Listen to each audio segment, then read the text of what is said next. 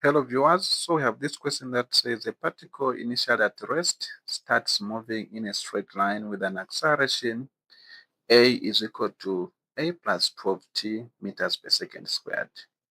Find the distance covered by it in 3 seconds. So we are given the acceleration function with respect to time and we need to find the distance for this particle. So how do we go about that one?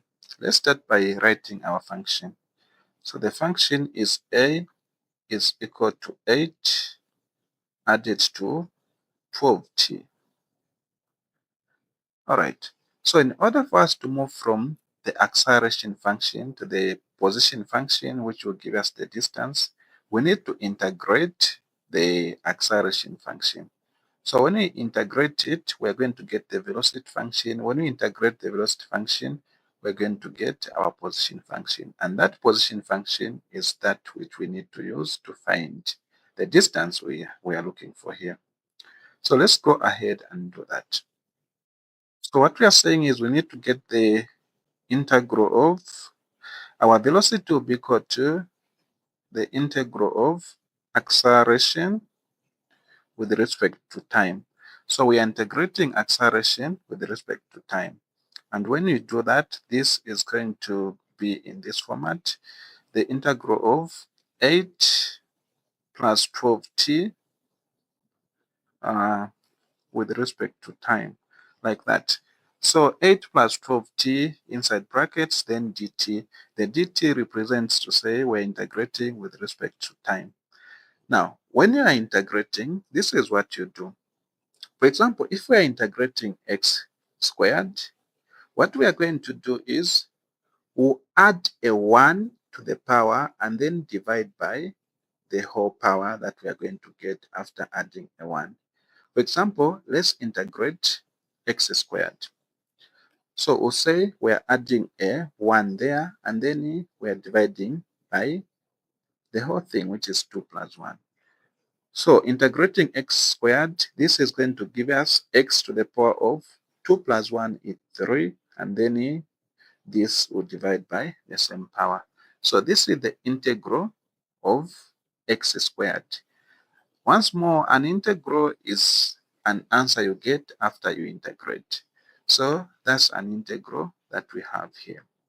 All right, so let's go ahead and integrate. Now, when you integrate a constant, you're going to get that constant having a variable. For example, if we are integrating 2 with respect to time, let's say we have 2 integrating it with respect to time, what we're going to get is 2t. Take it like this. This 2 that we have here has got a t that is having a power of 0. So when we add a 1 to that power, what we are going to get is a 2t to the power of 1, then we are dividing by the same power. Now this is just the same as 2t. We don't need to show the power of 1, and when you divide by 1, we are still getting 2t.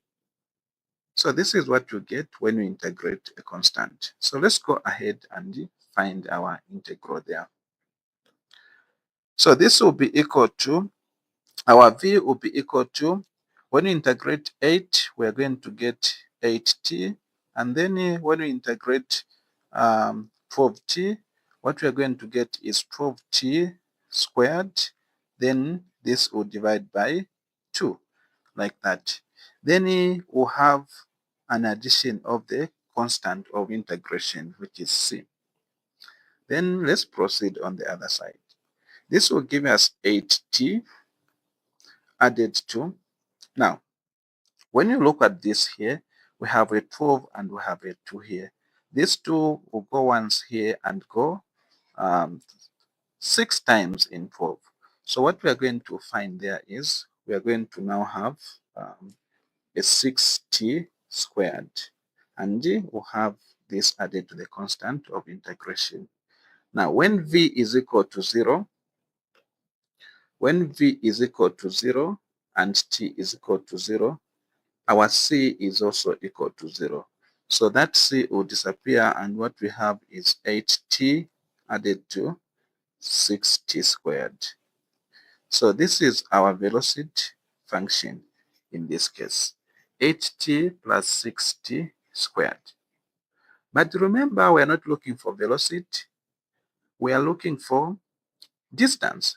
So to find distance, we need to find the position function. This is the velocity function, but we need the position function. So again, we need to go ahead and integrate this function that we have here with respect to time. So let's do that. Let me just get rid of this first part here. All right, so that's the function we have there. We're integrating it. We're saying to get the position function, this will be equal to the integral of v like that with respect to time. So that's what we are doing there. And when we do that, we're going to say our x is equal to the integral of what we have is 8t added to 6t squared. And this is integrated with respect to time.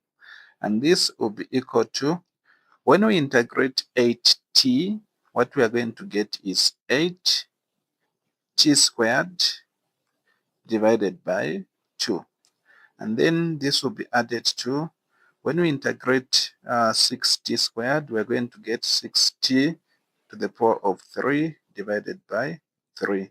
And then here we're going to have the constant of integration. Since 2 and 8 can divide, it means we'll have 40. When we say 2 into 8, it goes 4 times, so we'll have 40 squared added to 3 can also go into 6 2 times, so we'll have 2t to the power of 3. So that c will disappear again in this case because it's equal to 0. So this is the function we have for the position, which is 40 squared added to 2t to the power of 3. So now we can now replace where there's t with the 3-second step given us in the question, and we'll be able to find our distance.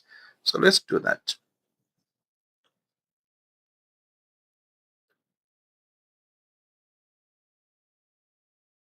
So our x now is equal to 4 multiplied by 3 squared, and this will be added to 2 that is multiplied by still 3 to the power of 3, like that. So this will be equal to 4 multiplied by 3 by 3 is giving us 9. And then this will be added to 2 multiplied by 3 to the power of 3 is giving us 27. So we'll have a 27 there. And then here when we say 4 by 9, this is giving us 36.